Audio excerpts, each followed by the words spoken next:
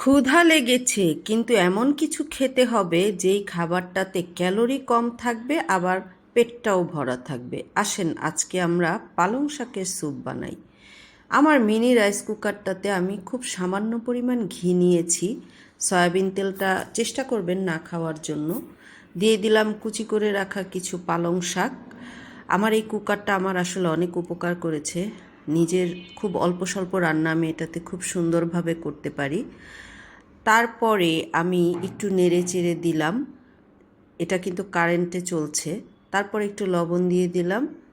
একটু লবণটা দিয়ে আবারও নেড়ে চেড়ে দিলাম। নেড়ে চেড়ে দিয়ে আমি এখানে সামান্য একটু পানি দিব, কারণ একটু সুপি স্টাইলের আমি একটু বানাবো, যাতে একটু স্যুপ স্যুপ থাকে।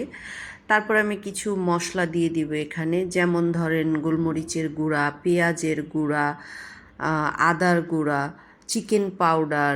এইগুলোকে আমি এক এক করে এই স্যুপের মধ্যে মিক্স করে দিব। হ্যাঁ, স্যুপে সাধারণত আমরা যা খাই। তারপর আমি একটু চিলি ফ্লেক্স দিলাম, কারণ আমি একটু ঝালখোর মানুষ, ঝাল খেতে পছন্দ করি, সেই জন্য একটু চিলি ফ্লেক্স দিলাম।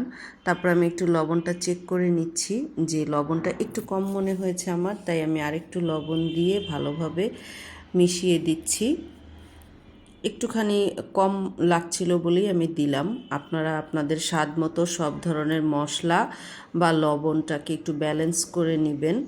লবণ চেষ্টা করবেন খুব বেশি খেতে না, যতটুকু না দিলেই না। এখানে আমি একটু ওটসের পাউডার দিয়েছি। আমি কিন্তু এখানে কর্নফ্লাওয়ার ইউজ করছি না।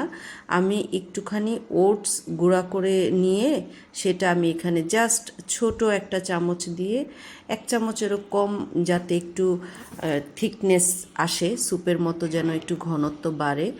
আর এখানে প্রোটিনের জন্য আমি দিয়ে দিলাম একটা ডিম।